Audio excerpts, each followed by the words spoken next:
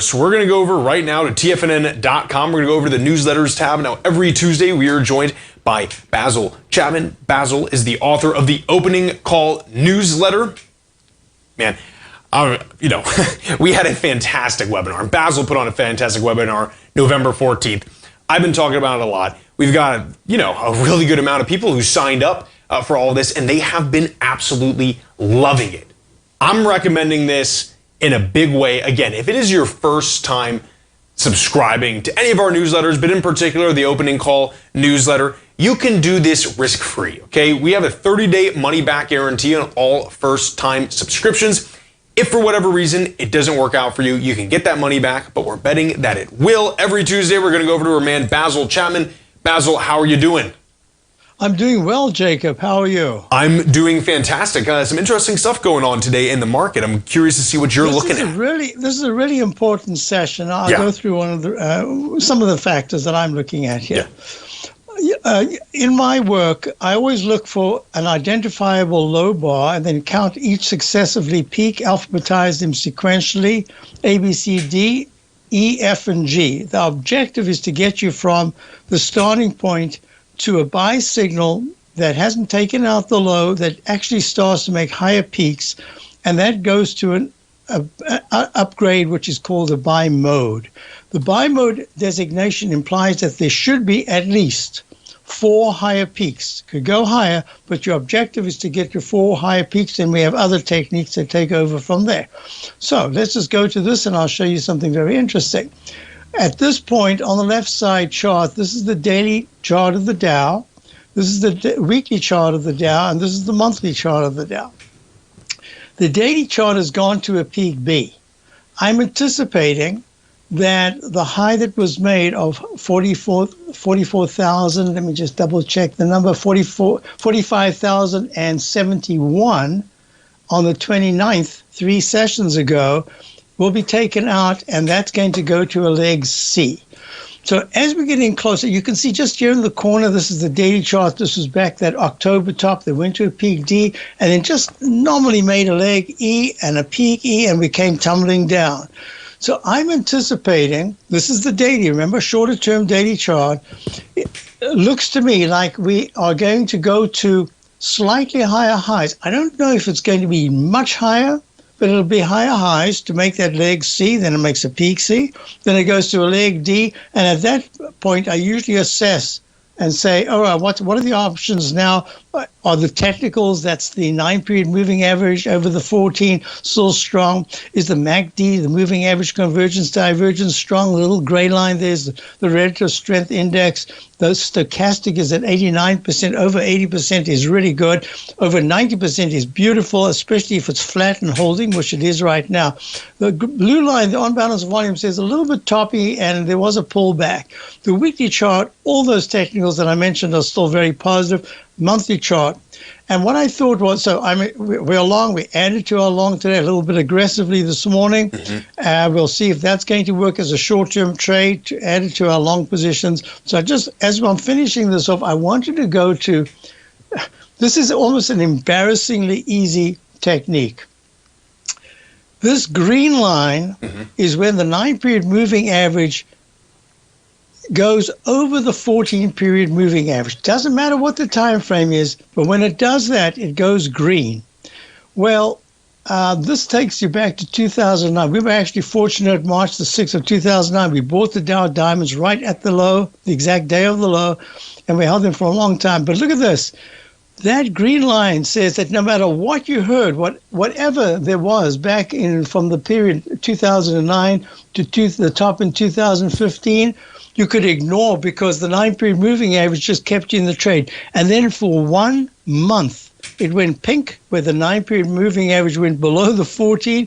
Then it went back to green. And all the news, remember back in 2016, all the different things, the impeachments, whatever it is, market went higher and higher until that top right there. That was the top in February of 2020, and that was a pretty serious decline. For 5 months, the 9-period moving average went pink, went back to green, and then it went pink a little bit here and back to green. This is a monthly chart. So I mean, have a look at this. I'm embarrassed to show it because I haven't done what the chart shows. Look at the move in this one indicator, the 914. Yep. From the low of 2010, the semiconductors stayed green from, what is the price over there? From $11.52. It went all the way to the high of January of 2022, 158, and even then you had to pull back really sharply to go pink. Now it's back to green. Yeah. I thought this is an interesting thing to show. Absolutely. Basil, stay right there. I'm looking forward to hearing what else you have to talk about. Folks, we'll be right back with Basil Chapman right after this break. Welcome back, everyone. This is Jacob Shoup. You're watching the Tom O'Brien Show. We are joined right now by Basil Chapman. Basil is the author of the Opening Call newsletter. This is a fantastic time to try it out, not only because he's doing a lot of good stuff in the portfolio, but additionally because he just had the subscriber-only webinar Thursday, November 14th. These were sector rotations. This was a great webinar. Again, this is a 30-day money-back guarantee. For whatever reason it doesn't work out for you, but we're betting that it will. Come check it out. Basil, what are we looking at right now? So the broker-dealer ETF, which I consider to be really important, IAI is the symbol. My contention has been that the brokerage area really gives you a tremendous amount of information about what's going on in the market besides what's being said. Okay. So this is the monthly chart once again, and you can see how green it is, but you see how it's extended away from the green line?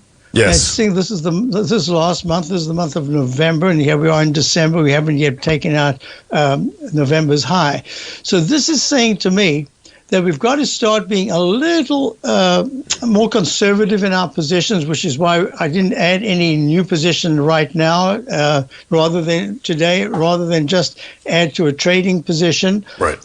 Because it seems to me, and now I'm going to go back to our regular charts. Let me just go back here. It just seems to me that based on the technicals that I use, even though everything's very strong, we should be ready for an overbought rally, mostly because if you look at this monthly chart of the Dow, you can see how far it's extended above the green 9-period moving average. Yes. That just says to me, it doesn't mean to say you're getting, a major sell everything. It just says go through your indices one at a time. And if you're starting to see this kind of pattern in a number of different sectors, you don't want to be in the same sector, then that's cause for concern. So now I'll show you this chart. Here's the SMHs. You can see how they stalled.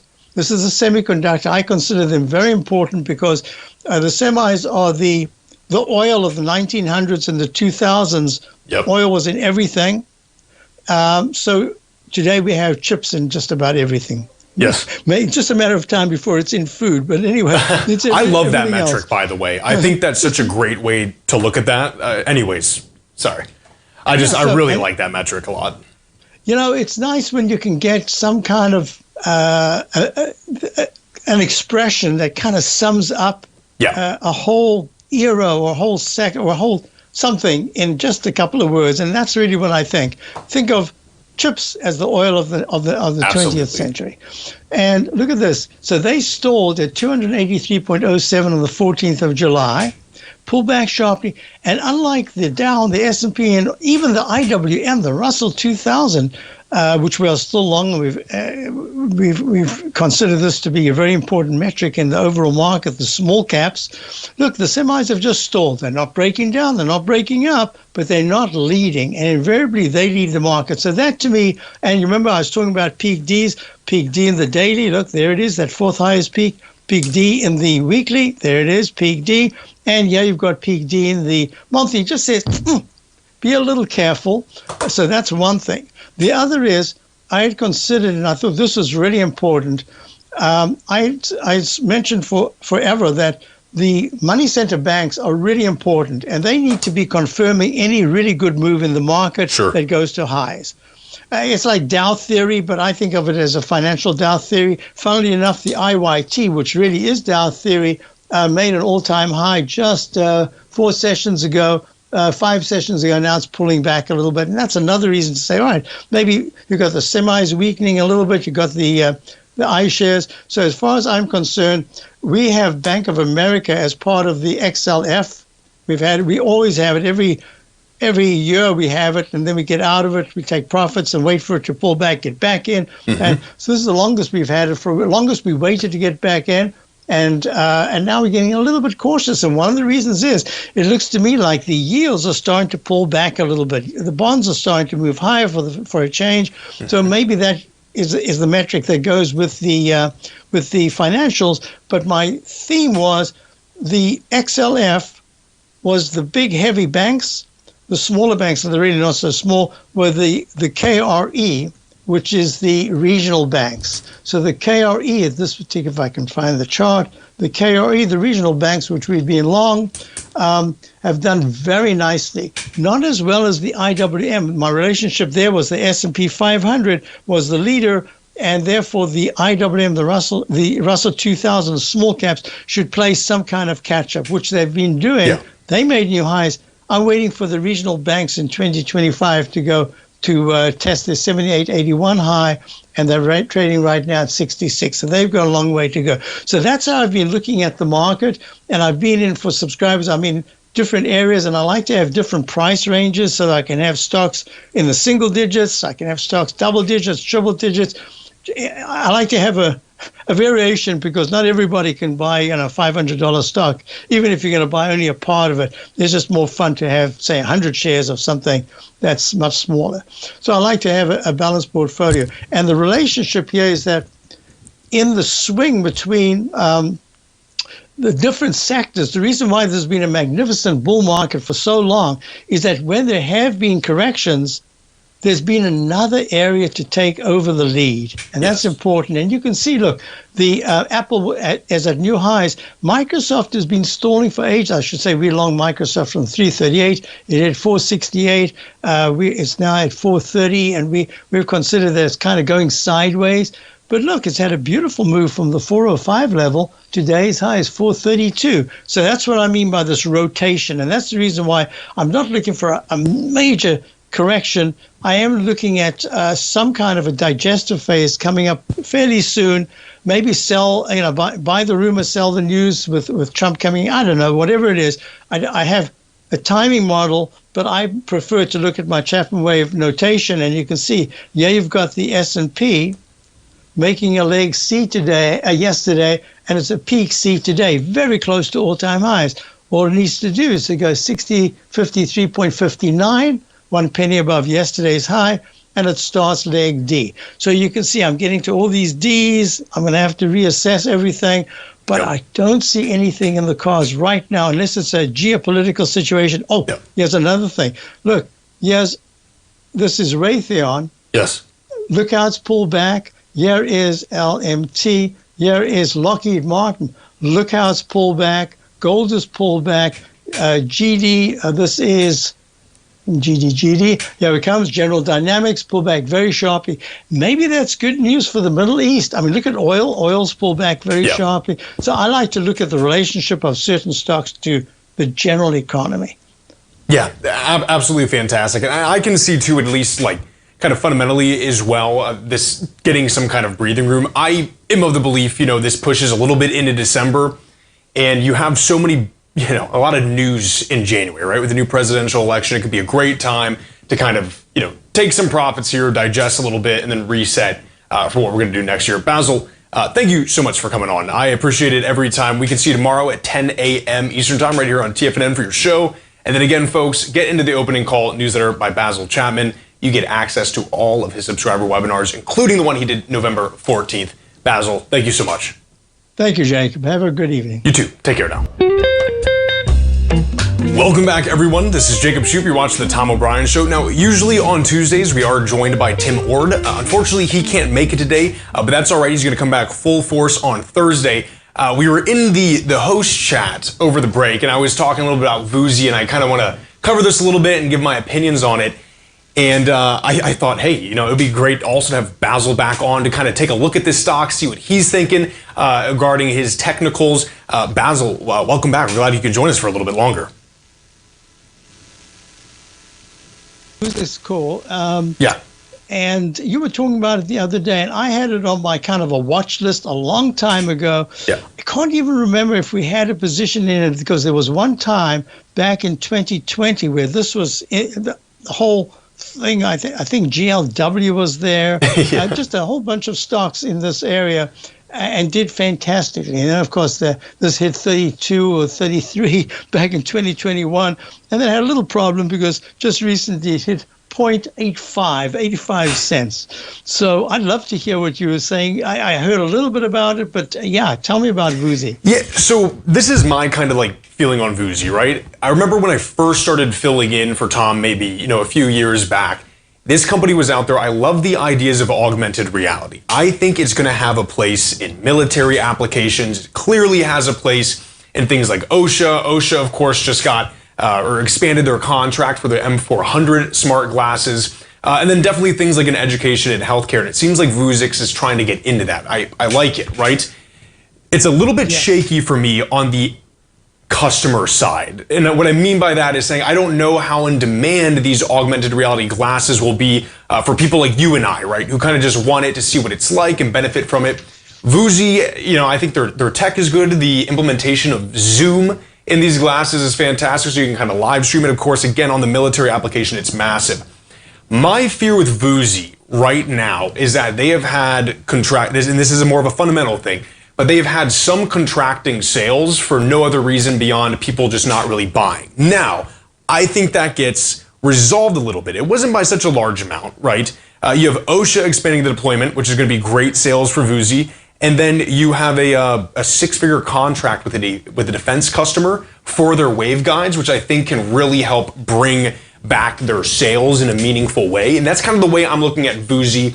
Definitely that run-up yesterday was very exuberant. Waiting to see if this has kind of a floor for me personally over a few days to get into it. I'm curious what your charts are saying as well. So just to go to the fundamental part of it, are these like heavy glasses that you have to wear? I mean, is it? No, it's very interesting. It's the same kind of deal with like what Ray-Bans was doing with Meta, where these are just kind of like sunglasses, right? And they're now, of course, I would assume probably for like different applications they could be a bit different.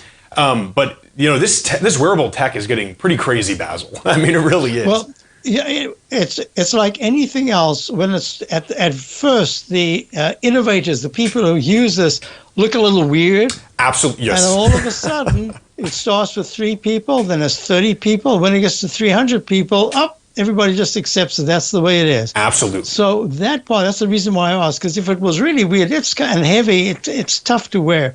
But if it becomes something that's almost like a fashion item, yes, and it's kind of cool, that's when the public comes in. So I like the fact that you've introduced it as there's this whole academic, the military side of it. Yes. This is the purely fundamental side where it's functional. Yeah. And then there's another side where it's by choice. It's just because it introduces other ways. But on a chart basis, what's really interesting is that the buildup of this weekly chart, I had drawn this in using Chapman Wave methodology, and it says on a time price basis, choosing the left side high. In this case, I've chosen the week of the 3rd of November with a high of 365.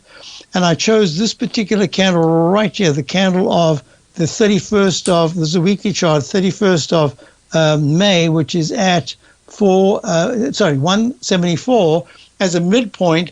And then I've got a technique that I use where I look at the left side trough, and I use that to draw in what I call a Chapman Wave inside wedge target resistance line. And I make it green dashed on the way up, pink dashed on the way down. So this says, by the end of the month, by the week of the 27th, it's within a week.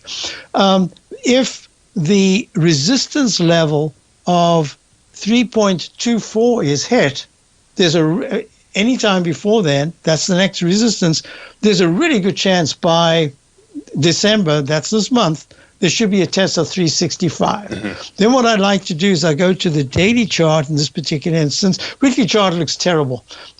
Once upon a time, 34, then down to 85 cents. So that needs a lot of work. But look at the daily chart. the veracity that I look for is the price above the 9-period moving average, and is the 9 the green in this case because it's above the 14? Is it strong? Well, look how strong it is. Yeah. Look at the MACD, how the 9-period differential, this green line, and the 26-period slow moving average. Look at that distance. The histogram, the vertical lines, which give you the space between these moving averages, is still strong, and the relative strength was very strong. It's a little bit weaker, but still pretty good. And the stochastics not at 80%. I'd prefer if it was at 80, it's at 75. And the blue line here, the unbalanced volume, is pulling back a little bit, but still very good. Yeah. But in the Chapman methodology, you've gone to a peak C. My methodology says if everything is in place, there should be a push towards a leg D, and a leg D would start 1 penny above the 3.000 round number high that was made. The 3.000 round number that was made on the 2nd of December, which just happened to be yesterday. Yes. Now that doesn't give you time, but it does say that if you start to pull back, and I usually have a measured move, so 225. If it closes under 225 in the next day or two, it might take longer. But that spike looks more like it wasn't just news, because that would have been just a spike up and a spike down. Yes. This is making higher highs and higher lows except for today, and the technicals are confirming. So that says to me that it's in play, but at this particular point, I wouldn't put a full position in. I would just, I would, have a starter position and look for moves on a pullback that you could add to, and even because it's really a news-related stock, I wouldn't get too carried away. I treat it as part of my portfolio, part of a small part of my portfolio, and I'd have a measure. But this is something you can slowly build up a little position and then just put it aside and say, I'm not going to follow it. Wake me up when it hits 4.5 or something like that. I mean, that's the best way to look at it. Absolutely. I'm right there with you, Basil. Basil, thank you so much for coming back on for this segment. I really appreciate it. Thank you very much, Jacob. We'll see you tomorrow at 10 a.m. Okay, Basil? Yes. Folks, stay right there. We'll be right back.